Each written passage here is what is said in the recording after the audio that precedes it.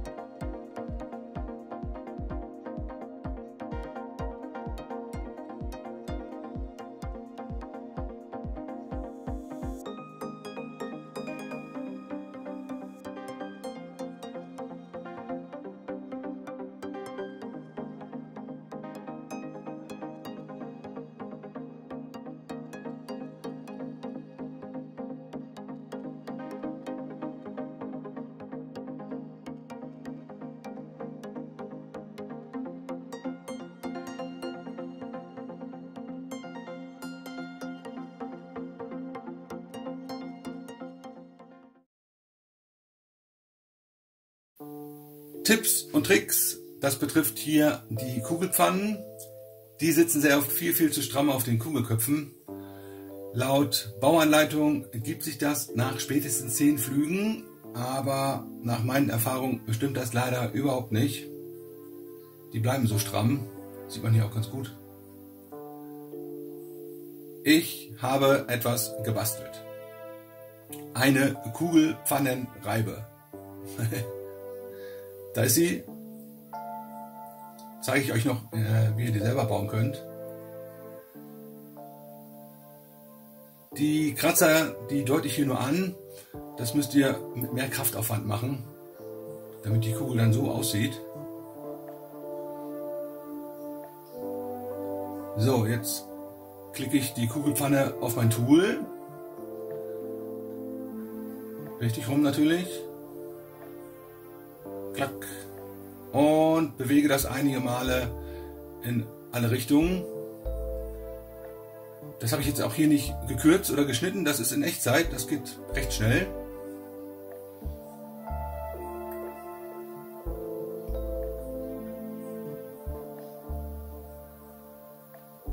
So, das war's schon. Und jetzt kommt nochmal der Test, ob das gereicht hat. Und wie ihr seht, es hat gereicht. Jetzt bin ich zufrieden. Das Tolle ist, ihr könnt ganz einfach dieses Tool selber bauen. Es ist im Bausatz alles vorhanden. Hier in der Tüte Backup sind einige Ersatzteile, Schrauben, Kugelpfannen und auch ein Kugelkopf, den ihr jetzt allerdings absichtlich zerstören müsst. Habt ihr ja gesehen gerade. Und bei neuen Servos sind immer genügend Servoarme auch beigelegt.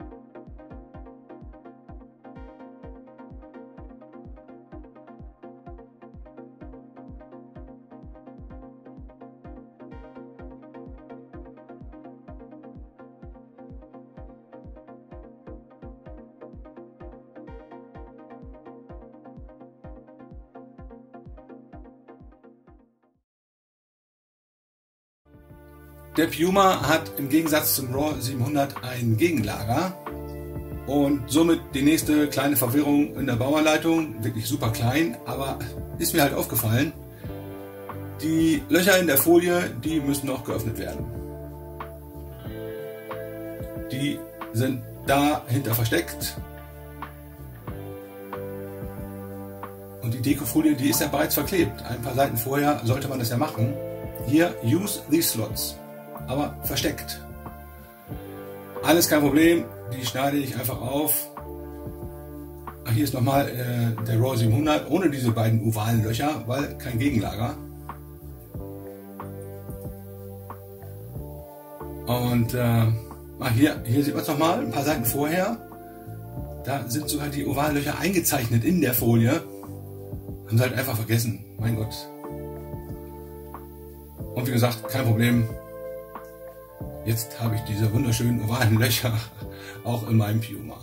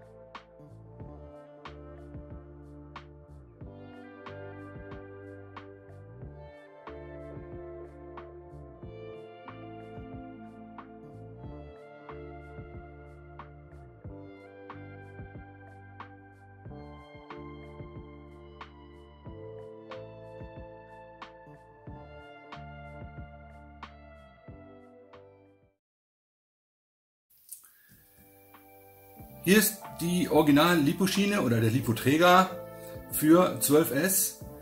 Den hinteren Bereich, den brauche ich ja nicht mehr, da ich ja nur noch mit 6S fliege. Hier ist er weg. Weg damit. Und das muss natürlich genau passen, damit man hier kein Spiel hat. Hätte ich nur eine einzige Lipo-Schiene, ja gut, dann kann man hier mit der Exzenterbuchse noch arbeiten. Aber ich habe ja zwei und die beiden müssen genau gleich sein. Sind sie auch. Das dauert ein bisschen, braucht ein bisschen Geduld, aber es sind sie auch, damit es nicht wackelt. Und die lange Schraube, die eigentlich hier hinten sitzt, da hinten, die muss jetzt natürlich hier rein zum Stoppen für die Plastikschiene, sonst würde sie ja hinten durchrutschen.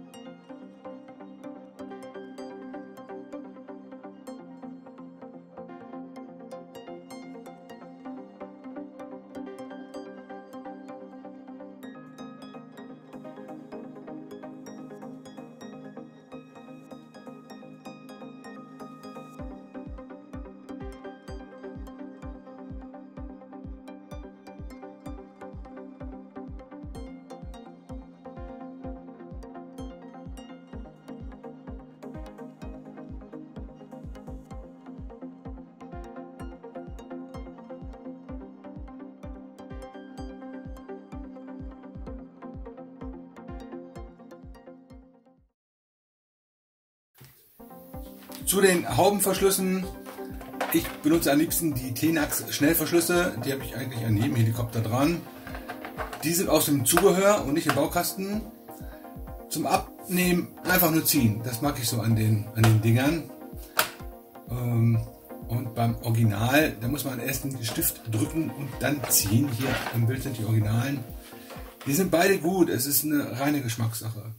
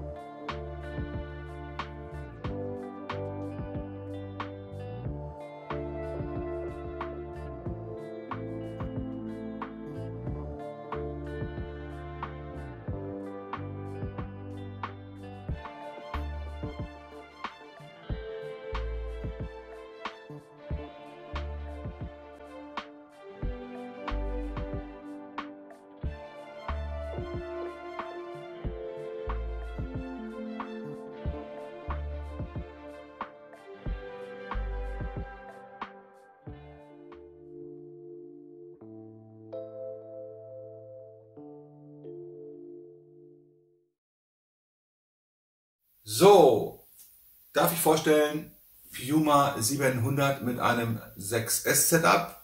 Als Flyballast-System habe ich gewählt das MSH Brain 2 mit Telemetrieempfänger SRXL2 und einen Satelliten von Spektrum, klar. Vielen Dank an Silvio, der hat mir gezeigt, wie das funktioniert mit der Telemetrie hier. Ist ganz easy, wenn man es denn weiß, wenn man es dann gezeigt bekommt. Ich habe noch ein paar Fotos für euch. Die Reglerkabel habe ich nochmal gekürzt. Hier nochmal angeschlossen an den LiPo. Das Heck als Heckblätter habe ich gewählt die Firstblätter 115er. Das musste ich leider auch nochmal nachwuchten. Nachwuchten heißt bei mir nicht die beiden Heckblätter auf das gleiche Gewicht bringen, sondern tatsächlich das System wuchten am Heli. Und da musste ich auf dem einen Blatt einen kleinen Tesafilmstreifen draufkleben. Und jetzt ist es super ruhig, das Heck. Hauptrotorblätter, Firstblätter 690er, Werksangabe haben die ein Gewicht von 175 Gramm, tatsächlich 178,5. Das ist noch völlig in Ordnung, aber die habe ich ausgepackt, draufgeschraubt auf meinem Heli und beim Erstflug, klar, habe ich gleich gesehen, hier hinten vibriert es, hier an der Haube konnte man das sehr gut sehen. Und die musste ich leider auch nachwuchten, danach war dann alles ruhig. Die Original SAB S700 Blätter, habe ich auch nochmal ein Foto für euch, liegen ja auch hier vor mir auf dem Tisch, haben pro Blatt 192 Gramm, also konnte ich da nochmal ein paar Gramm sparen. Und dann habe ich noch einen Unterschied zum RAW 700. Liegt da vorne, das Heckrohr vom RAW 700 ist deutlich länger und deutlich dicker. Der Durchmesser. Also es passt also nicht. Das war so ein kleiner Denkfehler von mir, habe ich gleich mitbestellt. Dann auch Mensch, machst du vom RAW, RAW ist RAW, eben nicht. Das ist wieder ein Unterschied. Nimmst du das schöne orangene Heck, hast du noch ein bisschen bunter. Ich mag es ja bunt, aber ausgepackt, dachte ich mir, das ist doch dicker. Ja, in der Tat ist es leider auch.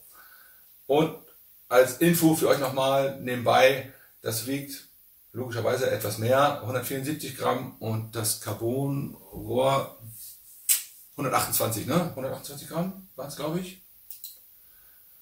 Ist auf alle Fälle schwerer. Dann habe ich hier noch auf dem Tisch die Klettbänder, die brauche ich auch nicht, denn ich nehme immer von 3M hier dieses auf der Rolle. Seht ihr hier? Weiß auch nicht wieso, ich nehme das einfach nicht.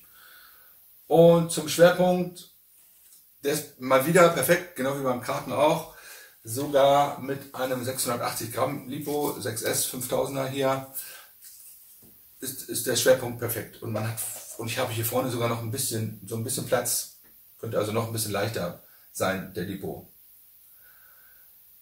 Das Gewicht von meinem Pioma, jetzt geht's los, das interessiert mich natürlich alle brennend, ohne LiPo mit LiPo-Schiene. 3032 Gramm. Und mit einem 5000er 6S LiPo, der wiegt ungefähr, ziemlich genau 684, 685 Gramm, sind das also flugfertig 3716 Gramm.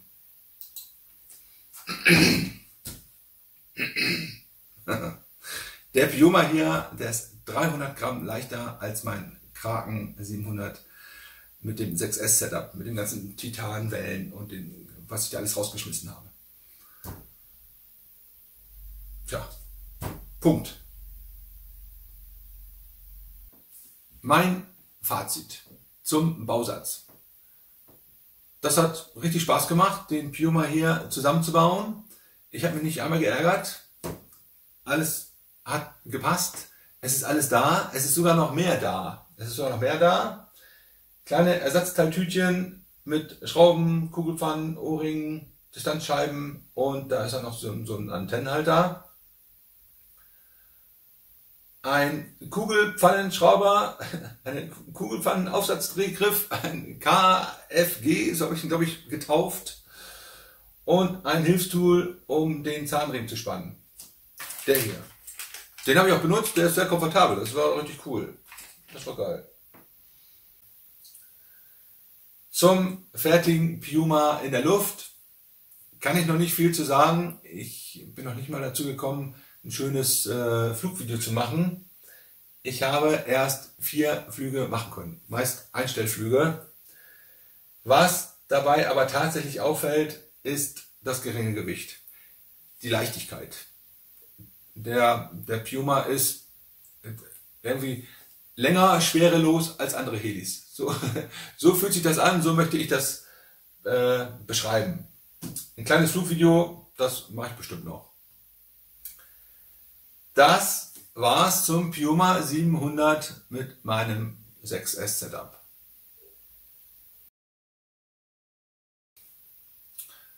Und jetzt habe ich noch einige Dinge, einige Informationen in eigener Sache. Liegt mir am Herzen, das nochmal zu erzählen. Ich war ja dieses Jahr auf einigen Pilotentreffen. Das erste war im Mai, unser eigenes, in Berfelde. Ich habe leider kein einziges Foto gemacht und ich habe nicht ein einziges Video gemacht. Fotos mache ich ab und zu mal, okay, Videos eher selten, weil wenn ein Helipilot oder ein Flächenpilot da was an den Himmel zaubert, dann kann ich das nicht genießen, wenn ich da stehe mit meinem Handy und meiner Kamera und das Modell dann so verfolge. Dann gucke ich hier auf mein Display und schiele da drüber, aber dann kann ich es halt eben nicht genießen. Und dann lasse ich es lieber weg und speichere das hier oben ab. Da habe ich mehr von. Ihr jetzt natürlich nicht. Im Nachhinein tut es mir auch so ein bisschen leid, aber so ist es normal. In Berfelde habe ich kennengelernt den Silvio und den Jonas. Es war scheiße windig an dem Tag, so richtig windig. Aber wir hatten trotzdem ganz, ganz viel Spaß. Die ganzen Helipiloten, ein paar Flächenpiloten waren auch bei. War trotz allem ein toller Tag. Dann war ich Modell Sportclub Johannisthal bei Storko bzw. Riplos. Habe ich auch keine Fotos gemacht. Aber auch da hatten wir richtig viel Spaß. War toll, waren ein paar mehr Helipiloten da, Flächenpiloten. Das war auch richtig toll. Ist gleich bei mir hier in der Nachbarschaft. Grüßt euch Jungs. Und in Zittau war ich, meine ehemalige Wahlheimat, Flugmodell Sportclub Cirrus, Oberseifersdorf. Da habe ich tatsächlich mal ein paar Fotos gemacht. Und so ein kleines Demo-Video hier von dem Basti. Der steht hier rechts neben mir. Und den Mike habe ich da kennengelernt und die anderen netten Jungs. In Herzberg war ich. Modellflugclub Herzberg. Da habe ich auch tatsächlich geschafft, 4 Fotos zu machen. Nicht ein Video. Aber da gibt es noch welche im Web, da müsst ihr mal gucken, wenn euch das interessiert. Viele beeindruckende große Flächenmodelle.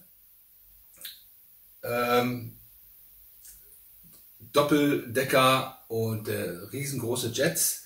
Hier auf dem Foto, das musste ich mir einfach mal geben, dieses Foto, sieht man meinen 700er Kraken neben dem Jet. Und der sieht aus, mein großer 700er Kraken, der sieht aus wie ein Spielzeugmodell. Wahnsinn. Da sieht man erstmal, wie groß dieses Jet ist. Wahnsinn. Und jetzt kommen wir zu meinem T-Shirt, was ich hier trage. Ich war auf der Global 3D in Holland. 650 Kilometer von mir entfernt. Das habe ich mir mal angetan. Da waren viele, viele bekannte 3D-Piloten mit ihren Flugkünsten. Ganz klasse, ohne Frage. Ich bin da angekommen und da war ich so ein bisschen enttäuscht. Global 3D, hat man überall gelesen, Facebook, sonst wo. Und dann komme ich da an und ich dachte, wieso ist denn das hier so klein? Ich hatte zu hohe Erwartungen, denke ich mal. War ich so ein bisschen enttäuscht. Aber es war trotz allem toll, es war tolles Wetter. Ich habe endlich mal den Dealer meines Vertrauens hier, die Jungs, das Team von Live Hobby, habe ich endlich mal persönlich kennengelernt. Liebe Grüße. Mit dem Mike habe ich mich da hauptsächlich ganz nett unterhalten. Und an diesem Samstagnachmittag haben mich 3 Flugvorführungen beeindruckt. 3 Stück. Die stachen für mich raus. Das erste war ein Flugdemo mit 2 700er Helikoptern. Ein T-Rex 700 war das, glaube ich. Und ein anderer 700er und die sind zusammengeflogen hier. Haben da ihre ihre Pirouetten gedreht. Und da hat meine Frau, die war ja auch mit, die hat gesagt, sag mal, sind die nicht ganz dicht da? Die krachen noch gleich zusammen. Ich sag, nein, bleib ganz ruhig, die machen das schon, die Jungs. War auch echt, was war beeindruckend, war gut. Dann eine junge Frau mit schwarzen langen Haaren, weiß nicht, wie die heißt, tut mir leid, mit einem RAW 700, ich glaube mit einem 6S Setup, weiß ich aber nicht genau. Und die hat ein weiches 3D dahin gelegt, also so einen weichen Kunstflug. Das sah toll aus, das hat mich auch beeindruckt. Das war cool, mal was ganz anderes als dieses harte Bashen oder wie das heißt. Das war cool. Und der Kevin Schautz, der hat vorgestellt einen 550er Helikopter, den Nimbus, glaube ich. Und der hat mich auch beeindruckt. Warum hat er mich beeindruckt? Der ist geflogen, weiches 3D, schönes 3D und hat nebenbei auf Englisch ein Interview gegeben, während des Fluges. Kein Smalltalk, ne? Ja, wie ist das Wetter? Ja, schön. Sondern musste richtig schwierige Fragen beantworten, technische Fragen. Und dabei hat er auch seinen Kunstflug nicht unterbrochen, sondern er war weitergeflogen. Das hat mich beeindruckt. Also das war cool. Ja. Was habe ich noch vor? Da werde ich dieses Jahr noch ein wenig durch Deutschland reisen. Was habe ich noch vor? Noch so einige Pilotentreffen mitnehmen. Jetzt geht es ja endlich wieder. Vielleicht sehen wir uns mal auf einem Pilotentreffen. Und dann bleibt mir noch vielen Dank fürs Zuschauen. Bis zum nächsten Mal. Euer Frank. Ciao.